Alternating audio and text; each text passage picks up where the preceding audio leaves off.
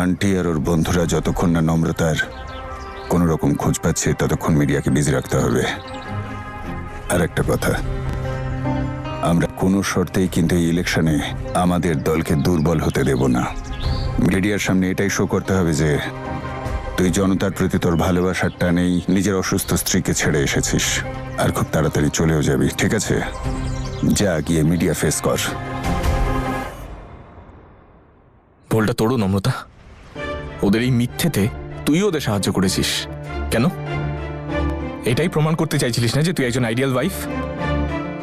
ওদের ফ্যামিলিকে বাঁচাতে গিয়ে নিজের জীবনের দাম দিলি না। আশ্চর্য। তোমরা চিন্তা করো না, এবার আমি ওদেরকে বোঝাবো পুলিশ আর আইনের ঊর্ধ্বে কেউ নেই।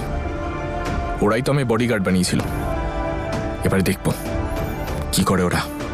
ঈশান একটা ঠিক বলেছে, আমি ওদের সবার বিরুদ্ধে এফআইআর করব, ছাড়বো না ওদের। না না না না না না না না, তোমরা এরকম কিচ্ছু করবে না। ঈশান, এটা আমার লড়াই, আমি লড়তে পারবো। কেন? শুধু তোর একার লড়াই এটা? আর এতগুলো লোক যে দাঁড়িয়ে আছে তাদের কোনো চিন্তা নেই? দেখ নম্রতা, এই লড়াইটা আবেগ, অনুভূতি আর সম্পর্ক দিয়ে লড়া যাবে না। এটা মিথ্যের লড়াই, এটা এমনি এমনি যেতে যাবে না। তোর যা করার ছিল তুই করে নিয়েছিস, ঠিক আছে? বাকিটা আমি দেখে নেব। গার্লফ্রেন্ডের জন্য ড্রাইভার হওয়ার মজাই আলাদা। বউ না ঈশান, তুই আমার জন্য যথেষ্ট করেছিস। না নম্রতা, আমি জানি না আমি কিভাবে তোর এই ঋণ শোধ করতে পারবো, কিন্তু প্লিজ তুই আমার লড়াইটাকে নিজের করে নিস না।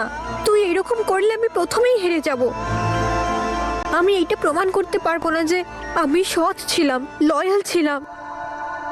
প্লিজ তুই আমার নিজের লাইফের লড়াইটা আমাকেই লড়তে দে, প্লিজ। কিন্তু ওরা ওরা খুবই ক্ষমতাবান। আরে প্রশাসন আর পার্টির ক্ষমতা ওদের হাতে। তুই লড়বি কি করে ওদের সাথে?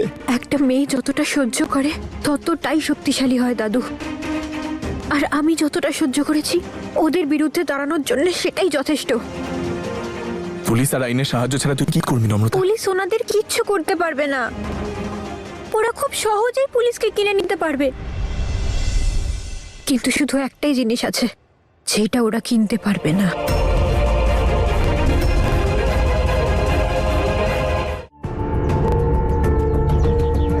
একজন মা যে তার সন্তান হারিয়েছে, তার অবস্থা আর কি হতে পারে?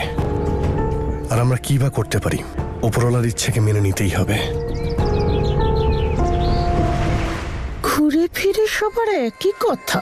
নম্রতা কোথায়? নম্রতা কেমন আছে? আমরা কি করে জানবো কোথায় আছে, কেমন আছে? কিন্তু স্যার, নম্রতা ম্যাডাম কোথায় আছেন?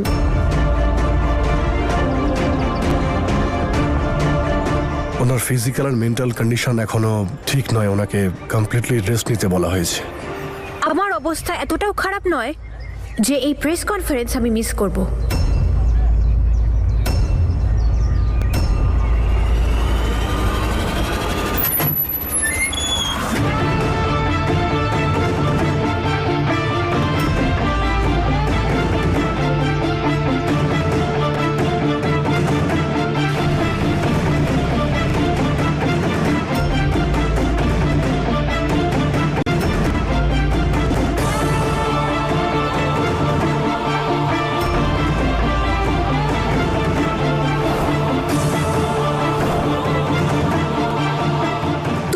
ইচ্ছে করে নাও, আমি এই সত্যিটা আজ সবাইকে জানাবো।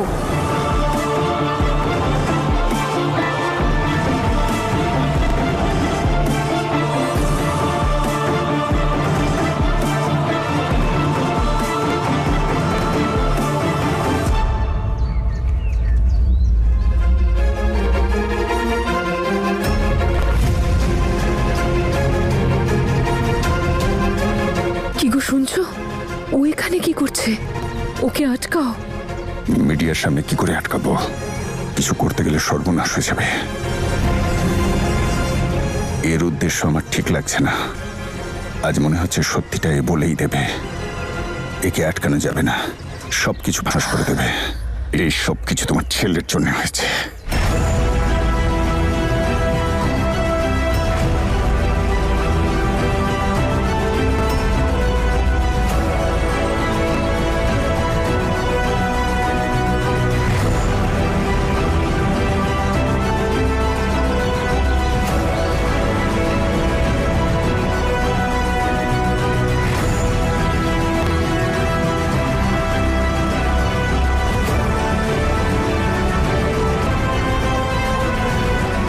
লতার সাথে দেখা করিয়ে দিন। যতটা আপনার চিন্তা আছে ততটা আমারও আছে। আমি ওদের ফোন করেছিলাম কিন্তু দুটো ফোনই বন্ধ।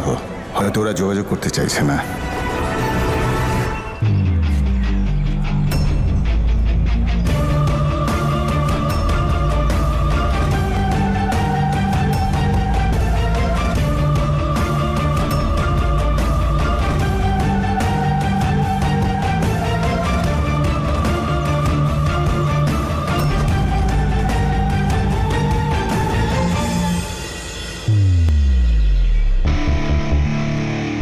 কি হলো, ভয় পেয়ে গেলে নাকি? আমি নম্রতা, কোনো ভূত নই। তুমি তো ঘুমের ইঞ্জেকশন দিতে, বিষ তো দিতে না যে মরে যেতাম।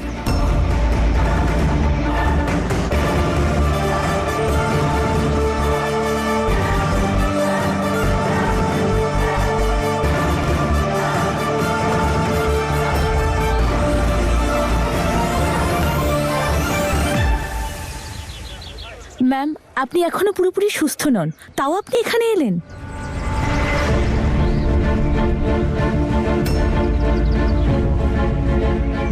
আসতে হয়েছে। আমি আপনাদেরকে একটা সত্যি জানাতে চাই।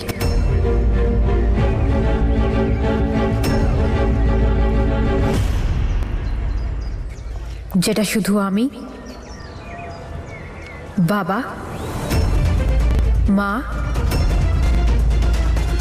আর অদিত জানে।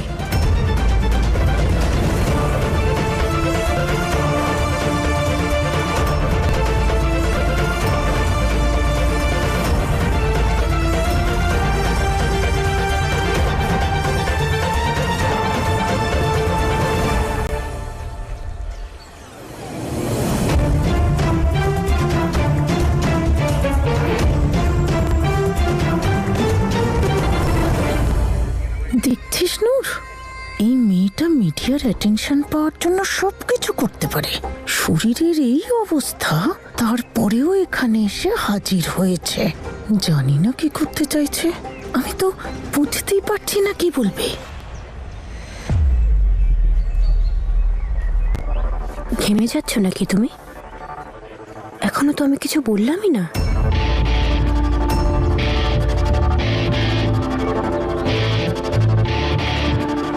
বুঝে না?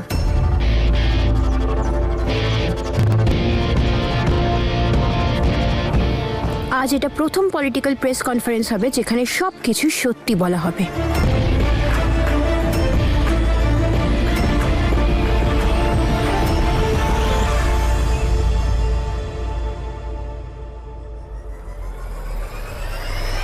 আমি আপনাদের সবাইকে এটাই বলতে চাই যে আমার ফ্যামিলি আর অদিত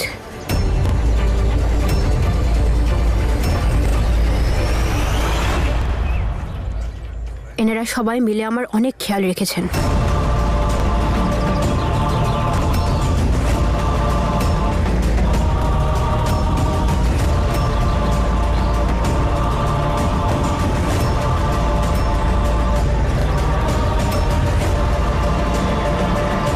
যখন আমি হসপিটালে ছিলাম, অসুস্থ ছিলাম, ও সব সময় আমার সঙ্গে থাকতো। আমি তো ওষুধের এসে ঘুমিয়ে পড়তাম, কিন্তু অদিত ও সারাক্ষণ জেগে থাকতো। যতক্ষণ না ড্যাড বলছে ওর যেন জ্ঞান না ফেরে।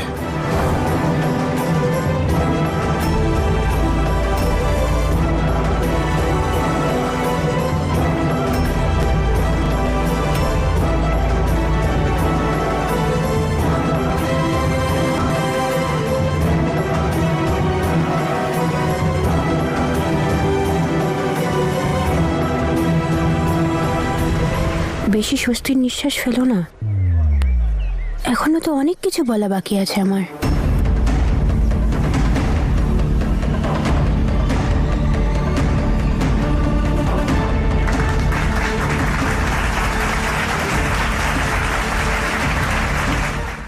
আমার তো বিশ্বাসই হচ্ছে না, ও করছেটা কি?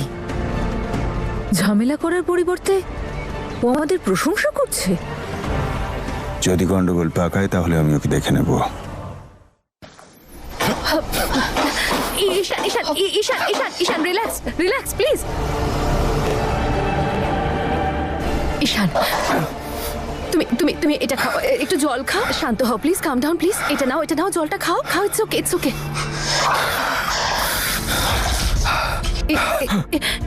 ঈশান, রিল্যাক্স। আই নো তোমার পক্ষে অ্যাকসেপ্ট করাটা কঠিন। আরে আমি তো নিজেই বুঝতে পারছি না যে অদিতের পরিবার এতটা নিচে নামলো কি করে। কি মনে হয় তোমার ওরা কতটা নিচে নামতে পারে জানো? কি না করেনি নম্রতা, ওদেরকে বাঁচানোর জন্য সবকিছু করেছো। আর ওরা কি মনে হয় নম্রতার ওদের সাথে একা লড়তে পারবে, শাস্তি দিতে পারবে? ও এখনো বুঝতে পারছে না ওরা নিচু আর জঘন্য লোক।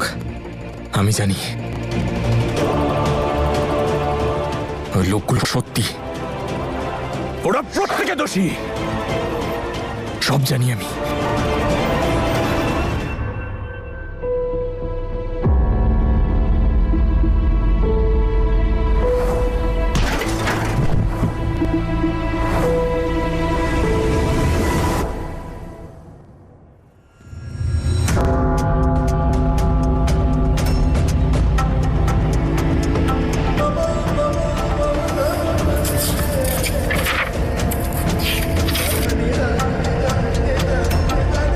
Divorce papers?